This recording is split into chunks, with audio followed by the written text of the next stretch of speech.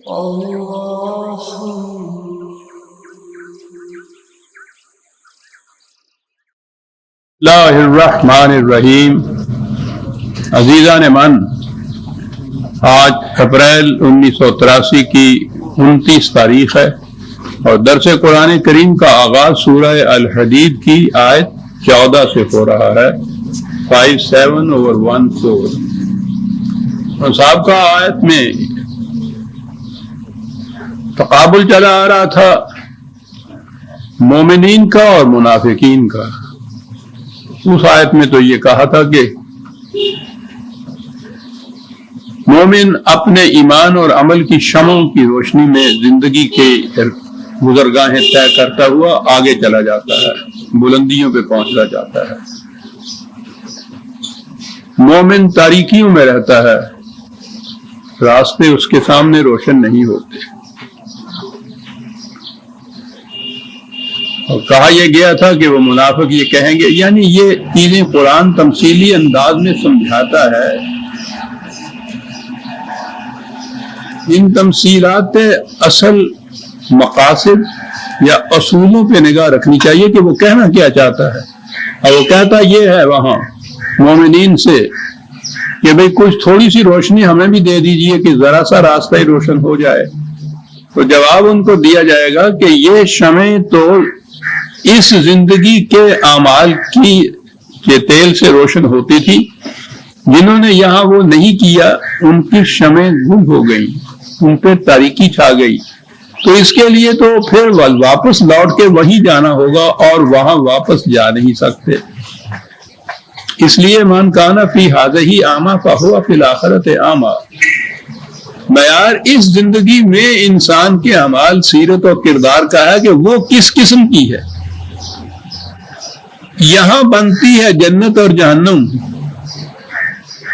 عمل سے زندگی بنتی ہے، جنت بھی جہنم بھی۔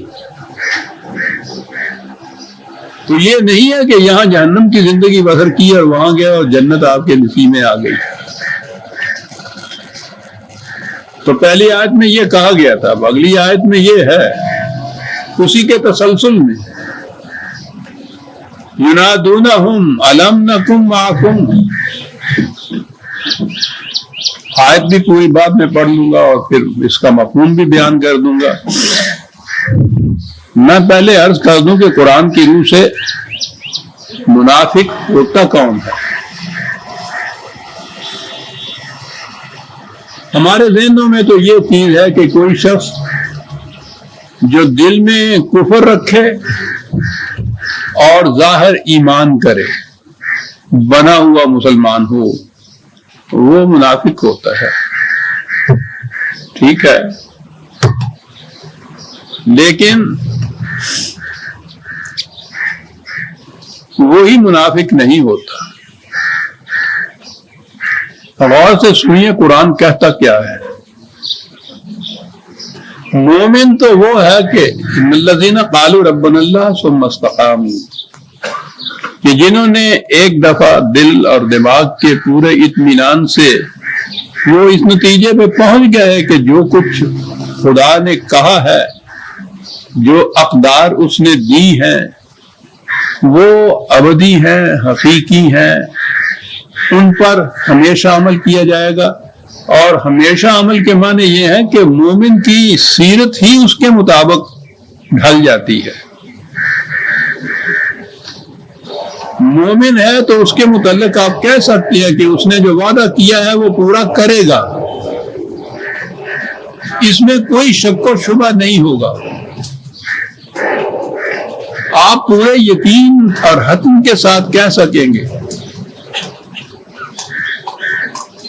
کہ یہ جو اس نے کہا ہے یہ اس کے مطابق کرے گا، کیونکہ اس کا اس پر ایمان ہے۔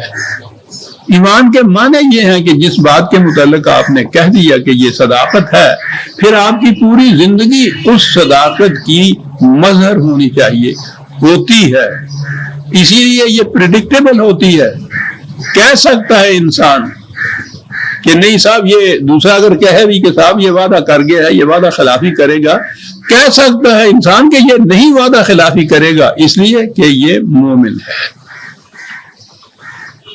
یعنی پہلی بنیادی ہی معیار اور شرط مومن کی اور پہچان اور اظہار یہ ہے کہ اس کی سیرت اور کردار کے متعلق آپ کو کوئی شبہ نہ ہو. یعنی اس کو چھوڑ دیجیے، منافق کے متعلق تو اپنی بات ہے نا کہ اس کا ایمان کیسا ہے.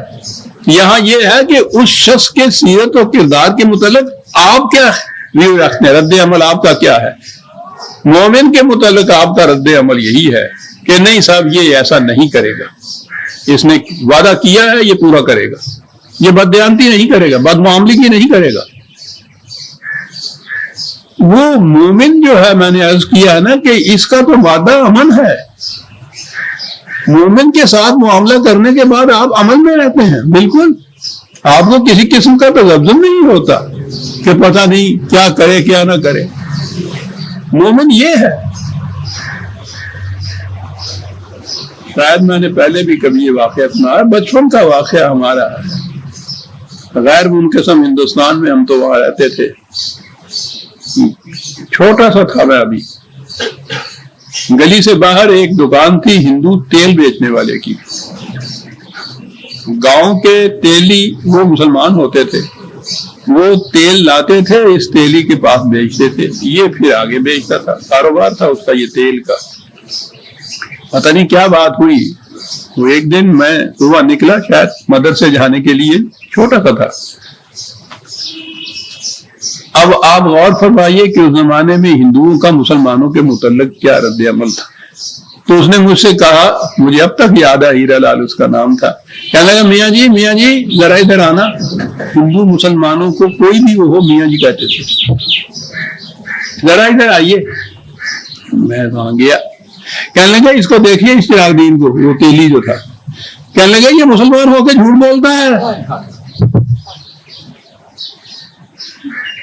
ہندو لالا ایک گاؤں کے تیلی کے متعلق یہ کہہ رہا ہے، اس کے لیے یہ چیز ناقابل قبول تھی، ناقابل تسلیم تھی. یعنی یہ وہ حیرت میں تھا اس بات کے اوپر. وہ ایک چھوٹے سے بچے سے یہ کہہ رہا ہے کہ دیکھنا میاں جی، اب تک مجھے یہ مسلمان ہو کر جھوٹ بولتا ہے. پتہ کیا تو بات تو روپے 8 آنے کا معاملہ تھا. اس زمانے میں کوئی 8 آنے روپے بڑی بات ہوتی تھی. اور پھر اس قسم کا مزدور جو ہے کہ جس نے کہیں سے وہ سرسوں یا تل لیے اور پھر اس کو پیلا اور اس میں سے تیل نکالا، اٹھا کے لایا، یہاں آ کے بیچا، بیچنے کے بعد جو اسے بچا، تو پتہ نہیں کتنے دنوں کی محنت تھی جو 1 روپیہ جس کا معاملہ تھا. اس نے یہ سنا تو میں نے دیکھا کہ اس کا چہرہ سرخ ہو گیا اور اس نے اپنے گدھے کو ہانکا اور چل پڑا. اس نے آواز دی کہ چراغ دین جانے تو معاملہ بات صاف ہو گئی ہے، وہ اپنا روپیہ لیتے جاؤ. اس نے وہیں سے کہا کہ لالا اب تو اگر 1 روپیہ چھوڑ 100 روپیہ بھی ہوگا تو میں نہیں لوں گا. تم نے مجھے نہیں میرے اسلام کو ذلیل کیا ہے. گاؤں کا ان پڑھ تیلی، یہ ہے ایمان. وہ کہتا ہے کہ مسلمان ہو کر جھوٹ بولتا ہے. تعجب ہے اس کو، حیرت ہے اس کو کہ یہ کیا انہونی بات ہے. اس کی کیفیت یہ ہے کہ یہ سننے کے بعد پتہ نہیں وہ 1 روپیہ بیچارے کے کتنے دنوں کی وہ مزدوری بنتی ہوگی. اس نے یہ کہا کہ یہ تو 100 روپیہ بھی اگر ہوتا تو میں واپس اب نہیں آتا. تم نے مجھے نہیں، تم نے اسلام کو گالی دی ہے. چھوٹے سے پیمانے پہ میں کرتا ہوں. مومن کی پہچان یہ ہے کہ جب وہ آپ سے کوئی بات کرے، امن کرے، تو کوئی وعدہ کرے تو آپ پھر امن میں آ جائیں اس کی طرف سے، پھر آپ کو تذبذب نہ ہو. اب میں نے یہ لفظ تذبذب جو ہے یہ بولا ہے منافق کے لیے. منافق کے متعلق قرآن کہتا ہے کہ ہاؤلائے ولا ہاؤلائے مذبذبین بین ذالک. اس کے متعلق یقینی طور پہ کوئی پریڈکٹ ہی نہ کر سکے، کہہ ہی نہ سکے کہ کل کو یہ کیا کرے گا. وہ بھی وعدہ کرتا ہے، خدا کی قسم بھی اٹھاتا ہے، اپنے ایمان کا اظہار بھی کرتا ہے. یہ سب کچھ ہے. کون سی بات ہے کہ دونوں میں جو فرق وہ یہ ہے کہ وہ پابند رہے گا اپنی اس بات کا جو اس نے کہا ہے کہ میں خدا کی ان اعمال پہ ایمان رکھتا ہوں. اس کے متعلق آپ کو یقین ہی نہیں ہوگا کہ یہ کیا کرے. مذبذبین بنا، کیا بات ہے ان عربوں کی، کیا زبان تھی ان کی. یہ مذبذبین، یہ زبن زبابن مکھی کو کہتے ہیں. غور کیجئے کہ وہ 1400 سال پہلا نہیں، 1400 سال تو اسلام ہوا ہے، وہ اس سے پہلے کا، ہزاروں سال پہلے کا وہ عرب جاہلیت کا زمانہ، علم و فضل کی وہاں روشنی تک نہیں ہے. وہ الفاظ کیسے بناتے تھے منافقت کے لیے. یہ تذبذب کا لفظ جو ہے مذبذبین بین ذالک، یہ قرآن نے لیا نا پھر 4/143. تصدیق کہاں ہوتی ہے؟ سلیون نے بڑی عمدہ ایک کتاب لکھی ہے لیمیٹیشنز آف سائنس. وہ بات یہ کہنا چاہتا ہے کہ جو صاحب اختیار ہے اس کے متعلق آپ سائنٹیفک میتھڈ سے نہیں کہہ سکتے کہ وہ یہ کیا کرے گا. وہ ڈسکشن یہ کر رہا ہے، وہ کہہ رہا ہے کہ ایک سائنسدان بھی یہ حتم و یقین سے کہہ سکتا ہے کہ 100 سال کے بعد سورج کو گہن لگے گا، کتنا لگے گا، کتنے بجے لگے گا، کب صاف ہو جائے گا، اور بالکل ٹھیک ہوگا وہ اس کے مطابق. ایک سائنسدان بھی 100 سال کے بعد بھی. کہنے لگے کہ 10 سائنسدان بھی ایک میز کے گرد بیٹھے ہوں اور اوپر ایک مکھی آ کے جھلملا رہی ہو تو 10 کے 10 مل کے بھی یہ نہیں بتا سکیں گے کہ یہ کہاں بیٹھے گی، اور بیٹھ گئی ہے تو اس کے بعد نہیں بتا سکیں گے کہ یہ اڑ کے دوبارہ کہاں بیٹھے گی. یہ جو زندگی کا طرز عمل ہے نا مکھی جیسا، کہ کوئی یقین سے نہیں کہہ سکتا کہ یہ اڑ کے کہاں بیٹھے گی. عرب اس کو منافق کہتے تھے.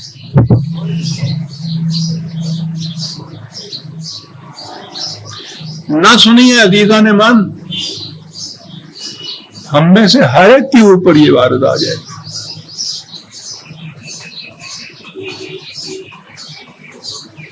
آپس میں روز صبح سے شام تک وعدے کر، دشمنوں کے ساتھ نہیں، بڑے قریبی دوستوں کے ساتھ بات کرتے ہیں. کیا اس کے بعد واقعی آپ کو امن آ جاتا ہے کہ ہاں صاحب جو بات ہو گئی ہے وہ واقعی ایسے ہوگی، اور پھر وہ ہے ایسی بات کہ وہ سورج گہن کی طرح اسی طرح سے 100 سال کے بعد بھی ویسے لگے، یا کیفیت وہی ہے مذبذبین بین ذالک. مکھی کی کیفیت یہ ہے کہ کوئی بتا ہی نہ سکے کہ کہاں بیٹھے گی، کہاں اٹھ کے جائے گی. یہ جو کردار ہے، یہ کیریکٹر جو ہے، اس کا نام ہے منافقت.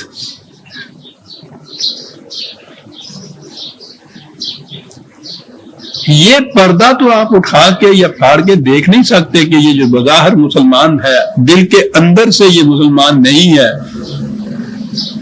اس کا کیریکٹر بتائے گا کہ وہ مومن ہے یا وہ منافق ہے. کافر تو وہ ہے جو اسی وقت کہہ دے آپ سے کہ نہیں بابا مجھے یہ منظور نہیں ہے، میں نہیں مانتا اس کو. ٹھیک ہے. منافق وہ ہے جو قسمیں کھا کھا کے آپ سے کہے کہ نہیں صاحب بالکل نہیں، آپ غلط فہمی میں مبتلا ہے، ایسا نہیں ہوگا، میں بالکل پکا رہوں گا اپنے معاملے کی. لیکن آپ کہہ نہ سکے کہ یہ کیا کرے گا، اور پھر اس کا کردار جو ہے اس کے بعد وہ یہ خود بتائے کہ اس نے کہا کیا تھا، یہ کرتا کیا ہے. یہ جو کردار ہے، یہ جو سیرت ہے، یہ جو کیریکٹر ہے، یہ جو رد عمل ہے، یہ متعین کرتا ہے کہ یہ منافق ہے یا مومن ہے. وہ تو تم مستقامو ہے، کہہ دیا اور جم کے کھڑے ہو گئے اس بات کے اوپر. تو امن میں تو انہی افراد کے ساتھ معاملہ کرنے میں آپ رہیں گے نا جن کے متعلق آپ کو یقین ہو کہ جو اس نے کہہ دیا ہے یہ اس کے اوپر جم کے کھڑا ہوگا، کچھ بھی ہو جائے یہ ادھر ادھر نہیں ہوگا. کیوں؟ اس لیے کہ اس کا ایمان ہے اس کے اوپر. اور جن کے متعلق آپ یہ کہیں کہ پتہ نہیں، یہ جو آپ کی سیاست میں روز رونا روایا جاتا ہے وہ کیا ہوتا ہے؟ گنتی میں آپ دیکھیے تو ووٹر آپ کے ساتھ 100 میں سے 150 ہوتا ہے، بکس کھولیے تو اس میں سے 50 بھی نہیں نکلتے. میں تو یوں ہی ایک مثال ایسی دے رہا ہوں کہ جس پہ دہائی مچ جاتی ہے بعد میں. زندگی میں قدم قدم پہ ہمارے ساتھ یہی ہوتا ہے. کسی شخص کے ساتھ معاملہ آپ کیجئے, اس کے بعد آپ مطمئن اور امن میں نہیں ہوتے کہ صاحب پتہ نہیں یہ اب اس کے اوپر کرے گا بھی, یہ نہیں کرے گا. یہ ہے منافقت. آئیے جناب, کہا کہ وہ منافق ان مومنین سے کہیں گے کہ ہم نے تمہیں آواز دی تھی اور کہا تھا کہ کچھ تھوڑی سی روشنی ہمیں بھی مانگے سے دے دو. تم نے کہا تھا کہ یہ روشنیاں مانگے سے نہیں ملا کرتی, یہ اپنے خون جگر سے جو چراغ جلایا جاتا ہے یہ اسی کی لو ہوتی ہے جس میں انسان زندگی کا سفر طے کرتا ہے, یہ مستعار نہیں مل سکتا. انہوں نے کہا ینادونہم الم نکن معکم, انہوں نے کہا کہ تم تو ایسی بات کرتے ہو کہ جیسے ہم کہیں کچھ اور تھے, تم کہیں اور تھے, ہم تمہارے ساتھ نہیں تھے. بالکل ساتھ تھے. مردم شماری کے رجسٹر میں سب مسلمان لکھا ہوا ہوتا, ہم روز کہتے ہی اپنے آپ کو مسلمان. الگ کوئی ٹولہ ہی نہیں ہوتا منافقین کا. کیا ہم تمہارے ساتھ نہیں تھے؟ کس جامعیت کے ساتھ قرآن مثال بھی بیان کرتا ہے تو کس جامعیت کے ساتھ بیان کرتا ہے. قالوا بلا, وہ کہیں گے کہ ٹھیک ہے جیسا تم کہتے ہو, ساتھ تو تھے تم ہمارے. اب سنیے عزیزان من وہ بات جو میں نے ابھی کہی ہے کہ ان کا کردار کیا تھا. وَلَٰكِنَّكُمْ فَتَنْتُمْ أَنفُسَكُمْ, پہلی بات یہ کہ تم خود فریبی میں مبتلا تھے, اپنے آپ کو دھوکہ دے رہے تھے. کیا بات ہے قرآن کی. دوسرے کو دھوکہ دینے والا اپنے آپ کو دھوکہ دے رہا ہوتا ہے. ڈوئل پرسنالٹی ہو جاتی ہے نا اس کی. یہ اصطلاح ہے دور حاضر کی نفسیاتی, ڈوئل پرسنالٹی. آپ سے وعدہ کرتا ہے, اسی وقت اندر سے یہ بات ہوتی ہے اس کی اپنی کہ میں نے یہ پورا نہیں کرنا. یہ ڈوئل پرسنالٹی یا قرآن کہتا فی قلوبہم مرض, ان کے دلوں کے اندر ایک روگ ہے. 1400 سال پیشتر قرآن کی اصطلاحیں عزیزان من آج آپ کے ہاں کے یہ محققین اس طرحوں کو اڈاپٹ کر رہے ہیں. باقاعدہ اب تو یہ ایک طب بن گئی ہے. نفسیاتی امراض جو ہے ان کا علاج سائیکالوجی کے ذریعے سے سائیکیاٹرسٹ وغیرہ کرتے ہیں. فی قلوب ڈوئل پرسنالٹی بن جاتی ہے. ٹھیک ہے تم ہمارے ساتھ تو تھے, وَلَٰكِنَّكُمْ فَتَنْتُمْ أَنفُسَكُمْ, تم نے اپنے آپ کو دھوکہ دے رکھا تھا. کیا تھا دھوکہ؟ تربصتم, تم ہر معاملے میں انتظار کرتے رہتے تھے کہ پلڑا کس طرف کا بھاری ہے, کھڑے دیکھتے رہتے تھے. یعنی تمہارا اپنا جو رد عمل تھا, فیصلہ جو تھا, وہ اس بات پہ تھا کہ دیکھیں پلڑا کس کا جھکتا ہے, اور اپنی کیفیت ور تب تم ہر وقت شبہ میں ہی رہتے تھے. یہ شک اور ریب دونوں ہی عربی زبان کے لفظ ہے. شک کے معنوں میں آتا ہے, لیکن میں نے عرض کیا ہے نا کہ عربی زبان میں کوئی لفظ بھی مرادف نہیں ہوتے, یعنی ایگزیکٹلی وہی معنی نہیں دو لفظوں کے ہوتے. عربوں کے روح سے تو کیا بات تھی لوگوں کی. یہ زبان کا بڑا عیب ہے کہ کسی ایک چیز کے لیے ایک سے زیادہ لفظ ہوں, اور کیفیت ان کی یہ کیفیت یہ تھی کہ ایک اونٹ کے لیے 600 لفظ تھے, تلوار کے لیے 1000 لفظ تھے شاید, لیکن کوئی دو لفظ جو تھے وہ ایک معنی نہیں دیتے تھے. ان میں شیڈز ہوتے تھے, فرق ہوتا تھا. ریب ان کے ہاں شک کے معنوں میں شک کہتے ہیں, لیکن ریب اس شک کو کہتے ہیں کہ جس شک سے آپ کے دل میں اضطراب پیدا ہو جائے. ایک تو باہر کے کسی معاملے میں ایک شک ہے نا کہ یہ بندوق چلی ہے یہاں چلی ہے یا وہاں چلی ہے، آپ ذاتی طور پہ اس سے متعلق نہ ہوں، لیکن اگر یہ بات ہو کہ آپ کا بچہ باہر گیا تھا کہیں اس کو نہ لگ گئی ہو، اب یہ جو یقینی بات تو ابھی نہیں ہوئی ہے، شک کی بات، اس شک سے آپ کے دل میں ایک اضطراب پیدا ہوا، اس کے لیے وہ ریب کا لفظ استعمال کریں گے، ذالک الکتاب لا ریب فی،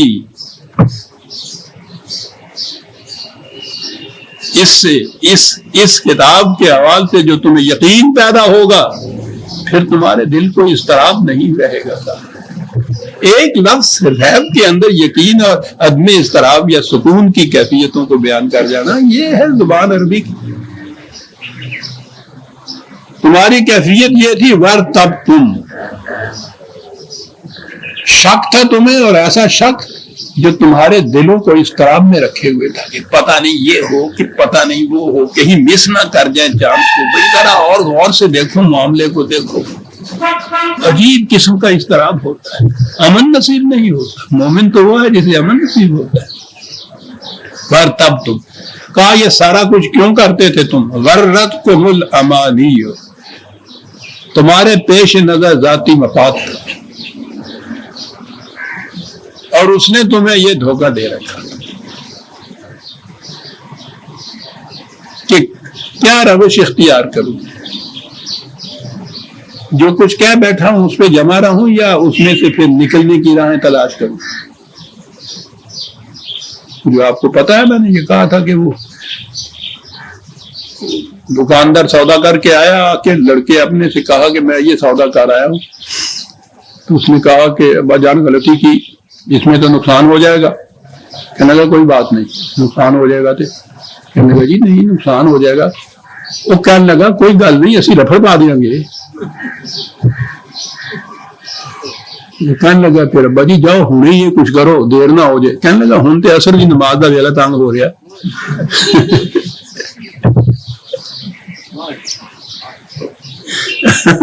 رفڑ پا دیں گے لیکن اثر کی نماز کا ویلا تنگ ہو گیا، یہ ویلا جاننا سے آئے گا۔ ابھی قرآن آتا ہے اس نماز کے اوپر بھی کہ پھر ان منافقین کی نماز کو دیکھیے یہ کیا کہتے ہیں۔ وہ بیٹھ یہ بات ہے کہ کوئی گل نہیں، ایسی رفڑ پا دیں گے۔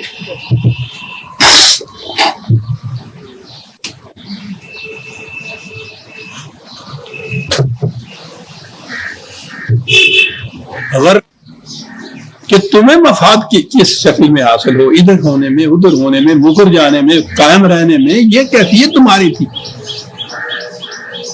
کون سی شکل اختیار کروں؟ یہ جب سے یہ آپ کا اسلامی نظام رائج ہوا ہے نا، یہ زکوٰۃ کا مسئلہ، وہ بینک کے اکاؤنٹس کے اوپر وہاں سے وہ کاٹی جاتی ہے، تو وہ اس میں ہوتا یہ ہے کہ وہ بینک میں جو جمع کیا جائے اس میں سود ملتا ہے۔ یہ قرآن کی روح سے بغاوت ہے اسلام کے خلاف۔ پھر یہ دیکھا جاتا ہے کہ وہ کتنا ملتا ہے، اور اس میں سے یہ جو زکوٰۃ ہے پاکیزہ کرنے والی چیز، اس سارے کو جو کچھ وہاں میں نے کہا جمع کیا ہوا ہے، ہاں جی زکوٰۃ اس کو کہتے ہیں، پاکیزہ کر دیتی ہے، وہ کتنا ہے؟ اس وقت آپ جا کے کہیں دیکھیے گا کہ وہ صاحب وہاں جا کے تو حساب کر رہے ہوتے ہیں بینک والے کے ساتھ، اچھا اس میں سے یوں ملتا ہے، اور ویسے ڈپازٹ کیا جائے تو اس میں سے یہ شکل ہوتی ہے، اس میں زیادہ منافع ہوتا ہے۔ وَغَرَّتْكُمُ الْأَمَانِيُّ،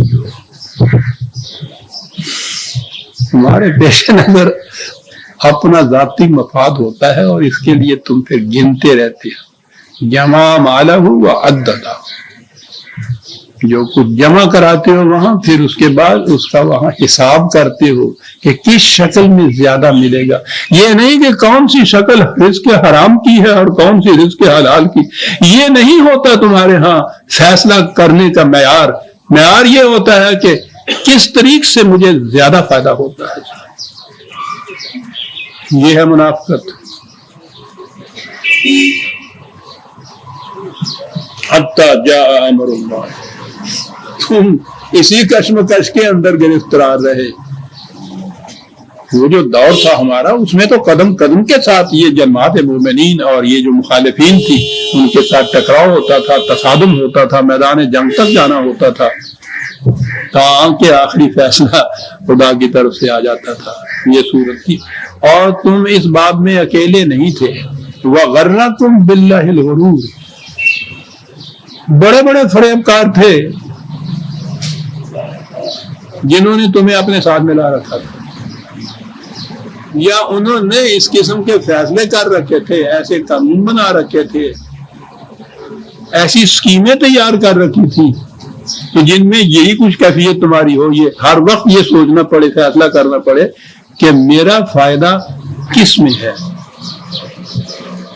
مومن یہ ایک دفعہ فیصلہ کر لیتا ہے، ان اللہ اشتری من المؤمنین انفسهم واموالهم بان لهم الجنہ، ایک دفعہ فیصلہ کرتے جان اور مال دونوں خدا کے ہاتھوں بیچ دیتا ہے، پھر وہ کہتا ہے یہ میری رہی نہیں ہے، اس لیے مجھے اس کے متعلق فکر کرنے کی ضرورت کیا ہے. یہ قدم قدم پہ فیصلہ کرتا ہے اس کے متعلق. دغدغہ لگی رہتی ہے، ریب جسے قرآن نے کہا ہے کیفیت یہ. تو عزیزان ایمان آپ نے دیکھ لیجیے کہ پھر قرآن کی روح سے منافق کسے کہتے ہیں.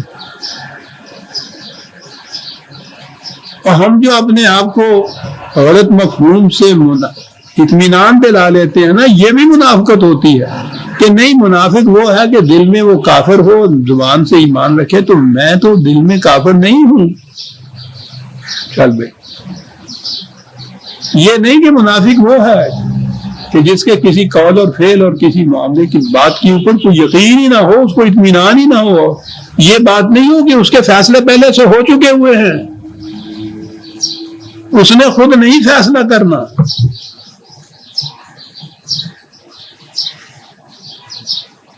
اور پھر پورا معاشرہ جس میں پھر کہا کہ یہ بڑے بڑے جو ہے غرکم باللہ الغرور، پورا معاشرہ ہی ہو تو پھر اوپر سے بات چلتی ہے، نیچے تک چلتی ہے، پھر وہ تو پھر پورا معاشرہ ہی منافق ہو جاتا ہے.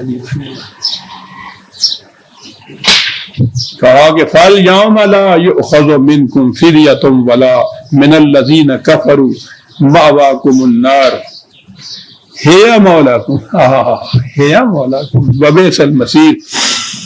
کہ آج اگر یہ کہو کہ صاحب کوئی بات نہیں، ہم نے والا سے بددیانتی سے اتنا سا کما لیا تھا، اتنا زیادہ لے لیا تھا، ٹھیک ہے جی، بددیانتی تھی وہ، اس کے حرام تھا، آج وہ ہم دے دیتے ہیں جی واپس. آج نہیں، زندگی کے معاملات اس زندگی کے ساتھ تھے. سوال تو وہاں کا تھا. ہمارے ہاں یہ کاروبار نہیں ہے، جنت سوداگری نہیں ہے، بیچتے نہیں ہیں ہم یہ کہ تم یہ کہو کہ وہاں تو ہم نے اس طرح سے اتنا کما لیا تھا، چلیے صاحب اس میں سے اتنا آپ کو دے دیتے ہیں، تو ایک کوٹھڑی ہمیں بھی الاٹ کر دیجیے. کہ یہ یوں بیکا نہیں کرتی، سوداگری نہیں ہوتی ہمارے ہاں.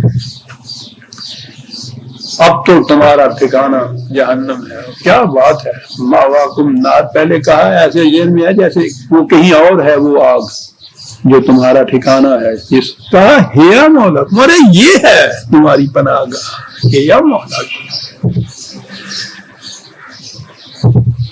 یہی جہنم ہوتی ہے جس کے شعلے قرآن کے الفاظ میں دلوں کو لپیٹ لیتے ہیں. جہنم وہ ہوتی ہے نار اللہ تھی موقدت اللہ، نار اللہ اللہ موقدت اللہ موقدت اللہ الافئدہ، جس کے خدا کی جلائی ہوئی آگ جس کے شعلے دلوں کو لپیٹ لیتے ہیں. ہے مولا کو بیس المصیر. دیکھا کیسی پناہ گاہ ملی ہے تم لوگوں کو. پناہ کی تلاش کی نا جہاں تمہیں پناہ مل جائے. پناہ وہاں ملی ہے جہاں دنیا بھر کا سوز و درد و داغ ہے، جہاں آگ ہی آگ ہے یا کہ شعلے دلوں کو لپیٹنے والے. پناہ گاہ وہ ہے تمہارے حق کی طرف.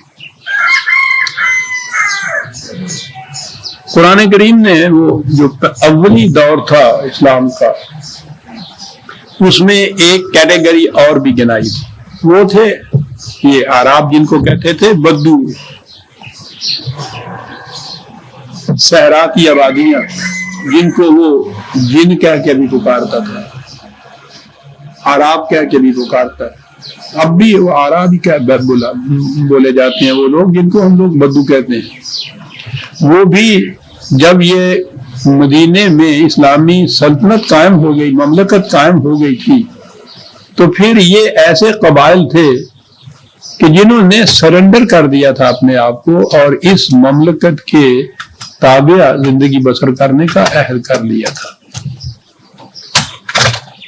یہ یعنی وہ انہوں نے دل اور دماغ کی اطمینان کے ساتھ ان صداقتوں کو قبول نہیں کیا تھا، بلکہ اس مملکت کی شان و شوکت، انترا قوت واؤ کو دیکھ کر اپنے آپ کو سرنڈر کر دیا تھا، ان کے سامنے جھک گئے تھے، اور بہرحال اس اعتبار سے وہ اپنے آپ کو مومن کہتے تھے۔ قرآن نے کہا قالت الاعراب آمنا 49:14 بڑی اہم آیت ہے۔ یہ بدو آ کر کہتے ہیں آمنا، ہم ایمان لے آئے ہیں۔ قل لم تؤمنوا، کہا ان سے کہو کہ یہ بات مت کہیں، یہ ایمان نہیں لائے۔ کیا فرق ہے؟ یہ نہ کہیں وَلَٰكِن قُولُوا أَسْلَمْنَا، صرف یہ کہیں کہ ہم نے سرنڈر کیا ہے اپنے آپ کو، ہم اس مملکت کے سامنے جھک گئے ہیں۔ یہ جو قوانین نافذ ہو رہے ہیں طعن اور کرہن، ہم ان کو مان رہے ہیں۔ کیا کرتے؟ کہو ان سے کہ یہ کہیں، یہ نہ کہیں کہ ہم ایمان لے آئے ہیں۔ کیا باریک فرق ہے قرآن نے جو کیا ہے۔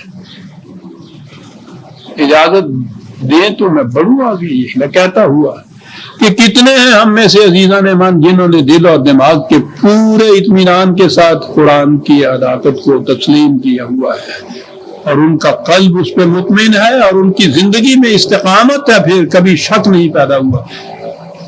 کتنے ہیں جو اپنے آپ کو مومن کہہ سکتے ہیں؟ کہا ان سے کہو کہ نہ، یہ نہ کہو لم تؤمنوا ولکن قولوا اسلمنا، کیوں نہ کہیں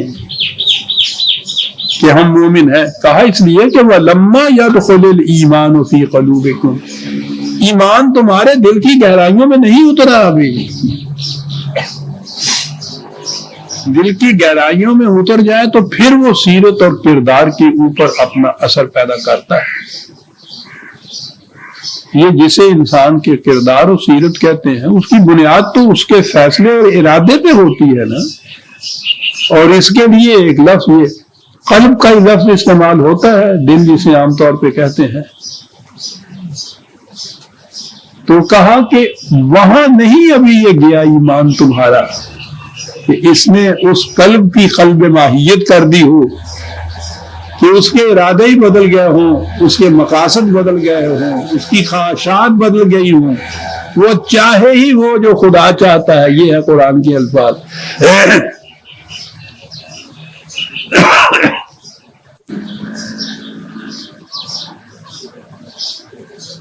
ٹھیک ہے، یہ بھی ایک عمل کی صورت ہے کہ انسان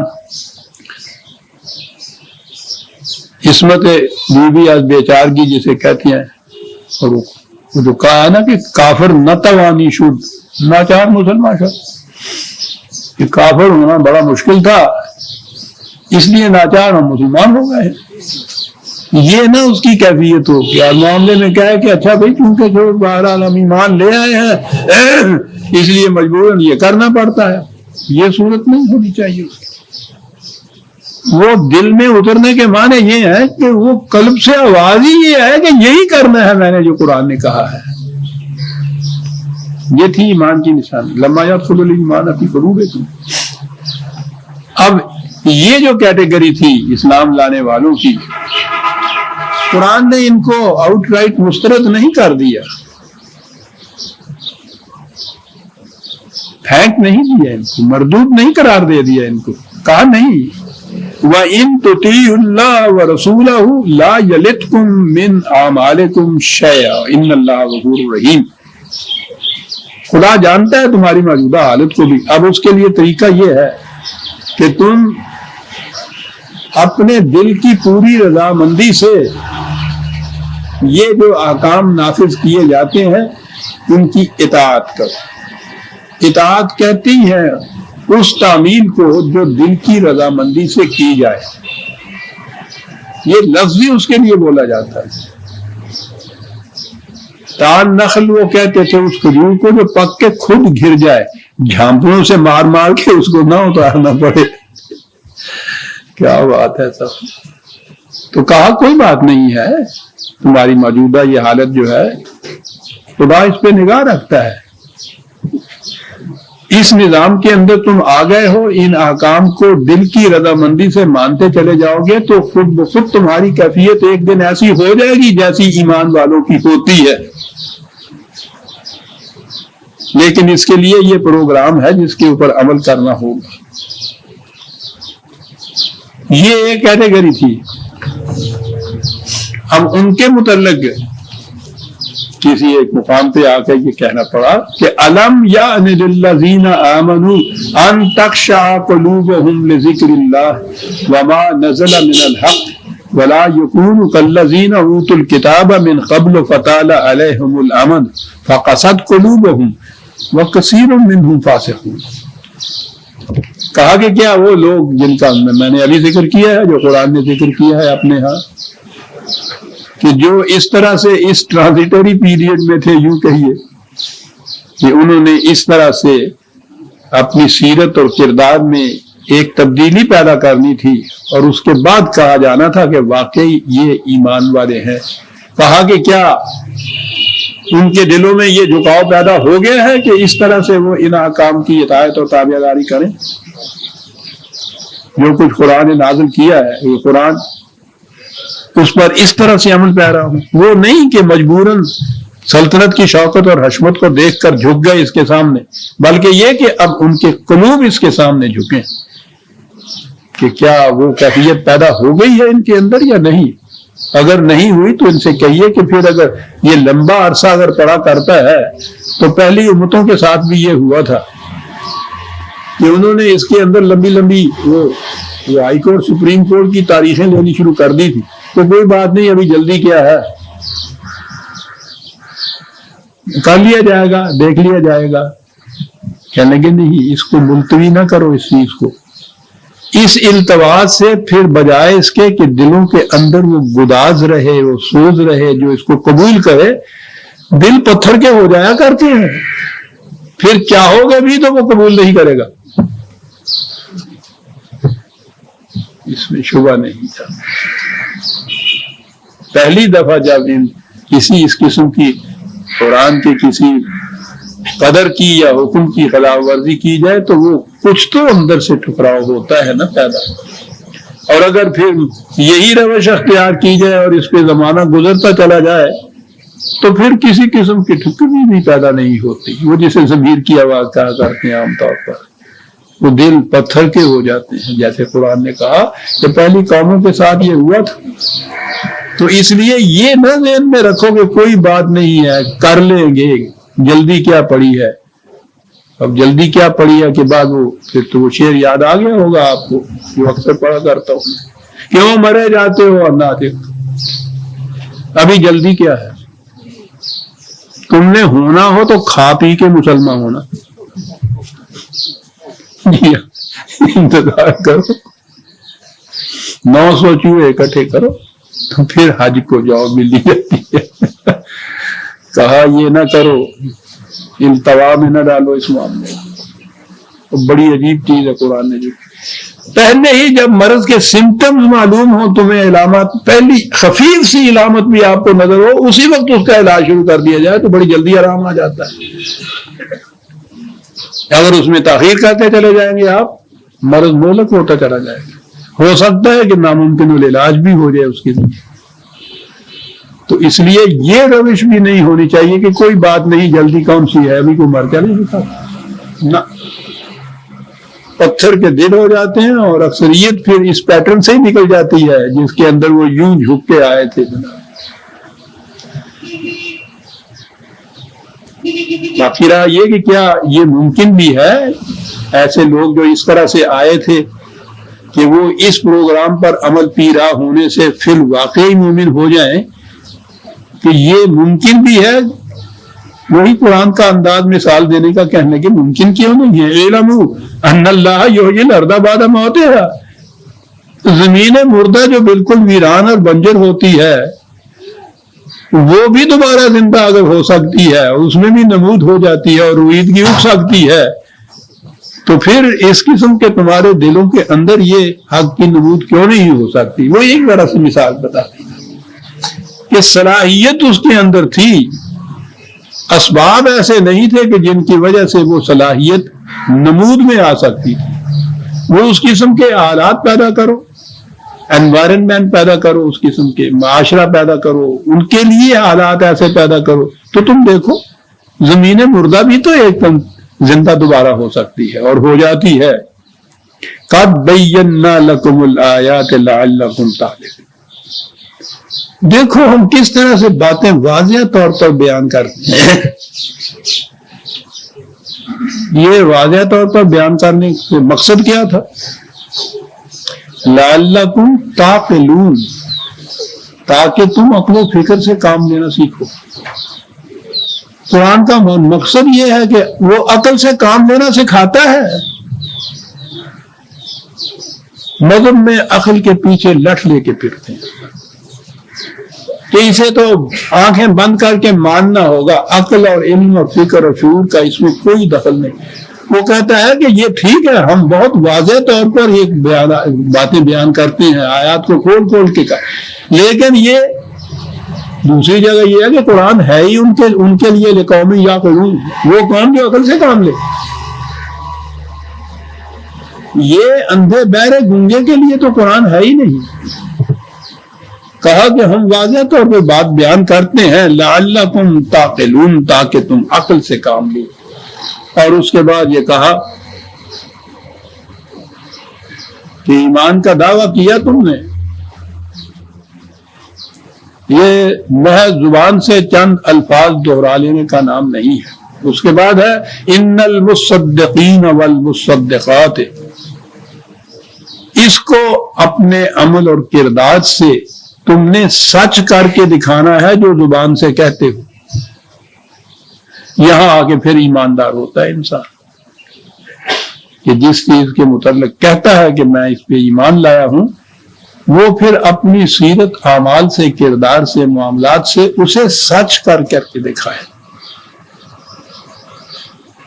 تو میری بیٹیوں نے تو دیکھ لیا ہوگا کہ مصدقین ہی صرف نہیں کہا, مصدقات بھی کہا ہے, عورتوں کو الگ نہیں کیا. حالانکہ عربی زبان کا ہی قاعدہ نہیں بلکہ یہ لا کا عام قاعدہ ہے کہ جہاں کہیں مذکر اور مؤنث دونوں مقصود ہوں نا کسی ایک کیٹیگری میں, تو اس کے لیے ورب یا پروناؤن ضمائر وغیرہ جو ہے وہ مذکر کی لاتے ہیں صرف, اور مقصد دونوں کو ہی ہوتا ہے, کور کر دے گا. یہ قاعدہ ہے قانون کا. قانون کی کتابوں میں یہ لکھا ہوتا ہے, اور وہاں جہاں بھی یہ چیزیں آتی ہیں جس کی اپلیکیشن قانون کی تمام پہ ہوتی ہے, وہاں یہ صیغے بھی اور یہ ضمیریں بھی یہ مذکر کی لاتے ہیں, اور اس میں مذکر اور مؤنث دونوں انکلوڈڈ ہوتے ہیں. قرآن کا بھی یہ انداز ہے. ورنہ یہ جو دلیل دیتے ہیں آج کل عام طور پہ, تو دیکھو جی قرآن نے جہاں بھی کہا ہے شہادت وغیرہ کے متعلق وہاں صیغے مذکر کے استعمال کیے ہیں, تو عورتیں تو اس میں آتی نہیں. ان سے کوئی پوچھے, کوئی عقل سے کام لے تو ان سے پوچھے بھی کہ قرآن میں تو جتنے احکام دیے ہیں مومنین کے وہ سارے مذکر کے صیغوں میں ہیں, بجوز ان چند کے جو صرف عورتوں کے لیے ہوتے ہیں. کتب علیکم الصیام جو کہا ہے قرآن نے, اور پھر جتنے احکام دیے ہیں قرآن نے وہ تو سارے ہی مذکر کے صیغوں کے اندر ہیں. وہ اس لیے ہے کہ وہ قانون کی اس لم کو اس نے پیش نظر رکھا ہے کہ جہاں دونوں مقصود ہوں صیغہ, ورنہ الگ الگ صیغے اور الگ الگ ضمیریں استعمال کرنی پڑے گی, تو قانون کی کتابیں یہ نہیں کرتی. بہرحال جہاں کہیں ایمفیسس دینا ہوتا ہے کسی چیز کے اوپر, وہاں پھر الگ الگ بھی قرآن بتاتا ہے. وہ ایک آیت وہ اتنی لمبی ہے, ان المسلمین والمسلمات والمؤمنین والمؤمنات, وہ دونوں ہی کیٹیگریز بلند کرتا چلا تھا اس میں کہتے ہیں کہ ایمفیسس دیتا ہے اس چیز کو کہ یہ چیزیں دونوں کر سکتے ہیں. مصدق کے معنی ہوتے ہیں اپنے دعوے کو اپنے کردار سے سچ کر دکھانے والا. یہ ہوئی ایمان کی بات. سچ کر دکھانے میں اگرچہ بڑے بڑے سخت معاملات آتے ہیں جہاں سچ کر دکھانا ہوتا ہے، لیکن قرآن نے عام طور پر اس معاملے میں مال کی قربانی جو ہے اس کو پہلے سر فہرست لایا ہے. قرآن بیشتر مقامات میں وہ جہاد یا جان دینے کا معاملہ تو زندگی میں کبھی کبھی آتا ہے، اور ممکن ہے کہ کسی کی زندگی میں وہ آئے ہی نہ، وقت ایسا وقت ہی نہ آئے کہ جہاد یا جنگ کا موقع ہی نہ بنے. اسے نہیں قرآن نے پہل دی. ہر مقام پہ آپ دیکھیں گے کہ یہ جو ایثار ہے مال و دولت کا، ایمان کی تصدیق یا ایمان کو سچ کر دکھانے کی جو علامت بتائی ہے وہ مال کا ایثار ہے. اور اس کی محبت واقعی دل کی گہرائیوں میں ہوتی ہے انسان کے.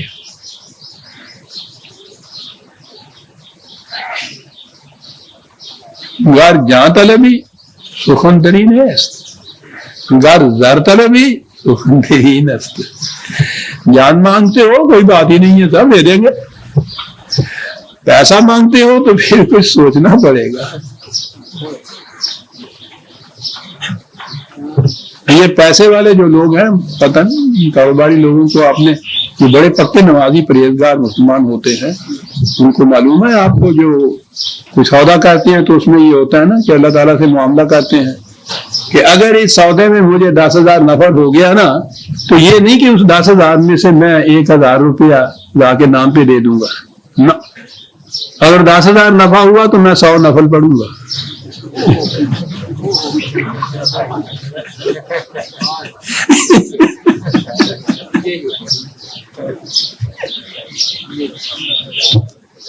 وہ جان نہیں نکلتی تھی تو کاروباری کی ندا کا عالم تھا. وہ تاجی تو عیادت والے تھے ادھر ادھر بیٹھے ہوئے، انہوں نے کہا کہ میاں صاحب کچھ ہاتھوں بھی دیو جان آسان نال نکلے. اور کہنے لگے میں جانتے دین دے ہیں اور کی دے ماں.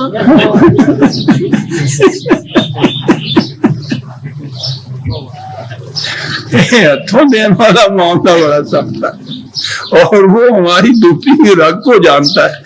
جہاں کہا کہ اپنے عمل سے تصدیق کر کے بتاؤ، کہا یہ کہ اقرض اللہ قرضا حسنا.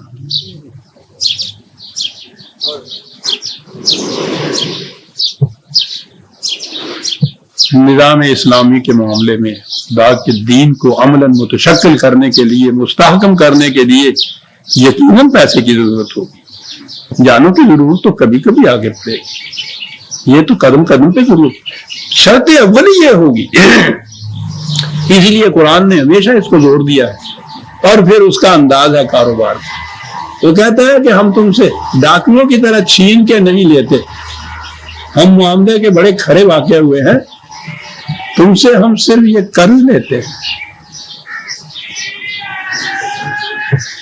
شاید میں نے آپ کو بتایا ہو کہ عربوں کے ہاں یہ قرض کا لفظ کہاں بولتے تھے. یہ جو جگالی کرنے والے جانور ہوتے ہیں نا، مویشی، ان کو آپ دیکھیے جب وہ کھاتے ہیں نا اپنا چارہ بھی یا ادھر ادھر سے چگتے ہیں تو ہڑپ ہڑپ کرتے ہوئے نکلتے چلے جاتے ہیں.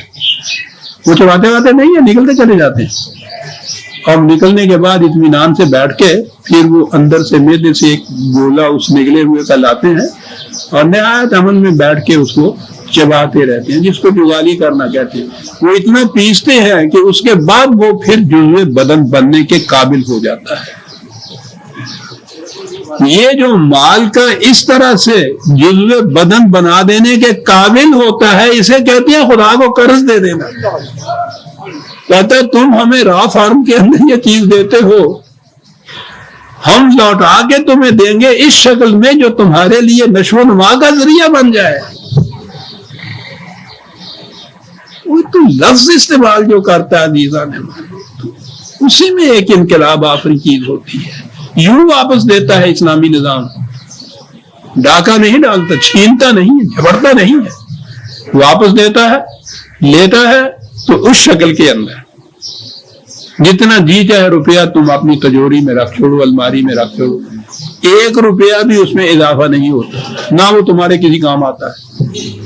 ہمیں دے دو تو ہم تمہیں اس کے عوض میں جو کچھ دیں گے اس سے تمہارے جسم اور ذات دونوں کی نشو و نما ہوگی.